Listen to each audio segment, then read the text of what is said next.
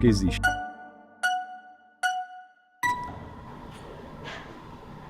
Tudo bom? Olá. Seu nome é? Beto. Prazer, Beto. Prazer. Tassos. A Bíblia é o livro mais confiável que existe. Porque na minha cabeça, qualquer um pode simplesmente escrever um livro, dizer que foi iluminado por alguma coisa e as pessoas acreditarem, né? E documentar de alguma forma, né? Eu acho que falta provas palpáveis pra gente poder dizer que a Bíblia é o livro mais confiável, né? Eu posso lhe apresentar algumas. A Bíblia é um documento. São 66 livros, 39 do Antigo Testamento, 27 do Novo, escritos por cerca de 40 autores. 31 dos 40 escreveram os 39 do Antigo Testamento, 9 dos 40 escreveram os 27 do Novo, num período de 15 séculos. Quando nós analisamos, são pessoas de repertório, backgrounds totalmente diferentes. Nós tínhamos pescadores como Pedro, reis como Davi, tínhamos filósofos treinados da mais alta envergadura, como é o caso de Paulo. E quando nós olhamos em 15 séculos, você tem um argumento extremamente consistente. E não só isso, um livro é confiável nos critérios que utilizamos na academia quando ele traz elementos no texto que podem ser investigados. A base do cristianismo, de acordo com Paulo, na primeira carta aos Coríntios, no capítulo 15, no verso 14, é um fato que não apenas se pretende verdadeiro, mas também é investigável. Quando ele diz que Cristo não ressuscitou, é vã nossa fé, é vã nossa pregação. Então veja que a base histórica do cristianismo é um fato que é público, a ressurreição pública de um homem. Existe na academia muitas pessoas que dedicam a vida ao estudo das provas históricas da ressurreição. Então um dos critérios importantes para a veracidade e confiabilidade das escrituras de qualquer livro da antiguidade é se ele parece dizer a verdade. Então a Bíblia não se esconde. Não é só saber se o texto parece dizer a verdade, mas saber se ele não foi modificado no passar do tempo. Isso é muito importante saber, é uma pergunta muito importante. Mas por que a Bíblia não foi modificada? Porque o Antigo Testamento é o mesmo texto sagrado dos judeus, chamado Tanakh. No ano 90 depois de Cristo, esse texto foi fechado e ele virou o Antigo Testamento. O Novo Testamento, que começa com 4 biografias, tem várias cópias que nos garantem dizer que ele não foi modificado. Há 5.686 cópias só do Novo Testamento. Para que o senhor tenha uma ideia, se você colocar essas 5.686 cópias uma ao lado da outra, elas são 99,5% dos casos idênticas. Do 0,5% de discrepância, 80% do 0,5% de discrepância diz respeito unicamente a questões de ortografia. Mas nós temos aqui, tanto no critério de dizer que o texto fala a verdade, quanto no critério de dizer que o que foi escrito lá atrás é exatamente o que nós temos hoje, nós temos a Bíblia como campeã em qualquer uma dessas filas que nós colocarmos. Quando o senhor fala sobre não modificar a Bíblia,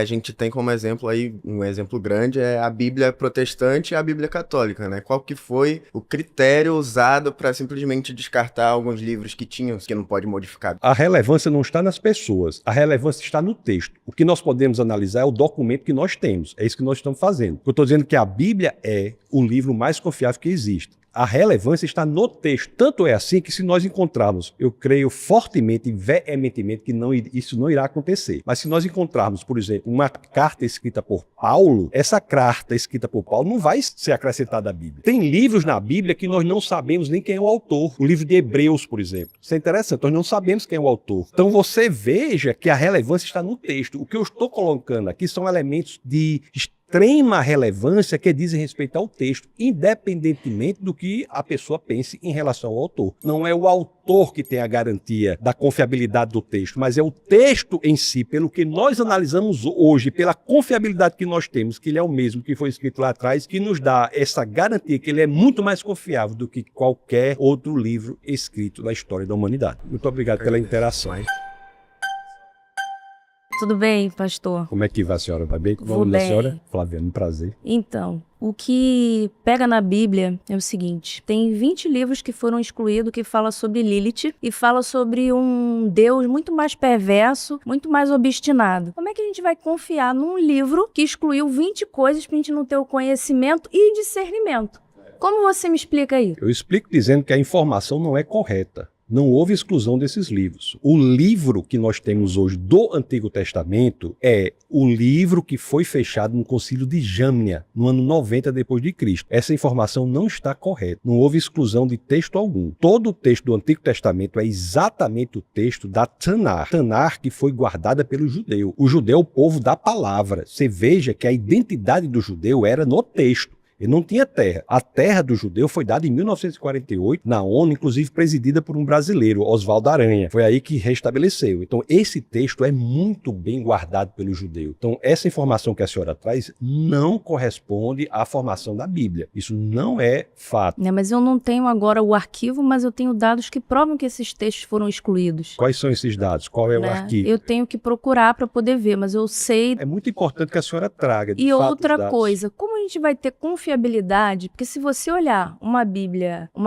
protestante e uma Bíblia católica, cada palavra ali é tendenciosa para uma coisa. Na verdade, a palavra não tinha que ser uma coisa só. Só que se você analisar as duas Bíblias, tiver essa curiosidade, tem coisas escritas de uma forma que dão tendência para você entender uma coisa e da outra. Não devia ser uma coisa unificada, já que você falou que é do Tanar? Por que não é? A senhora pode ler nos originais. O Antigo Testamento é escrito em hebraico com algumas partes em aramaico, o Novo Testamento é escrito em grego. Talvez a senhora esteja falando de traduções. Eu não estou me referindo às traduções. Eu leio, por exemplo, nos originais. A senhora pode ler em hebraico o Antigo Testamento, algumas partes em aramaico, o Novo Testamento em grego. Basta aprender essas línguas que essa sua preocupação, que é legítima quanto a eventuais erros de tradução, é superada. Os originais existem. Assim, não os originais, mas o que estava nos originais por meio das 5.686 cópias no caso do Novo Testamento em grego, por meio das inúmeras cópias no hebraico, existe. Basta ler o original. Muito obrigado. O segundo tema é: o cristianismo é responsável pelo avanço da humanidade.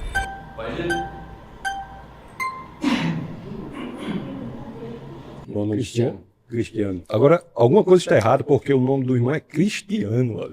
Bom, eu discordo completamente, absolutamente, pelo fato de que eu não acho que o cristianismo seja responsável pelo avanço da humanidade, muito pelo contrário. Existe algo de retrógrado nesse sentido. Eu confio muito na ciência, na verdade. De acordo com a nossa conversa, qual a narrativa que o senhor teria em relação a esse processo de desenvolvimento da humanidade em cima do cristianismo? Se o senhor quiser falar em relação à ciência, nós podemos falar em relação à ciência, ou talvez em outras áreas. Mas só em relação à ciência, para o senhor ter uma ideia, a ciência moderna, ela só aparece de forma relevante em países de matriz cristã. As maiores e melhores universidades do mundo foram iniciadas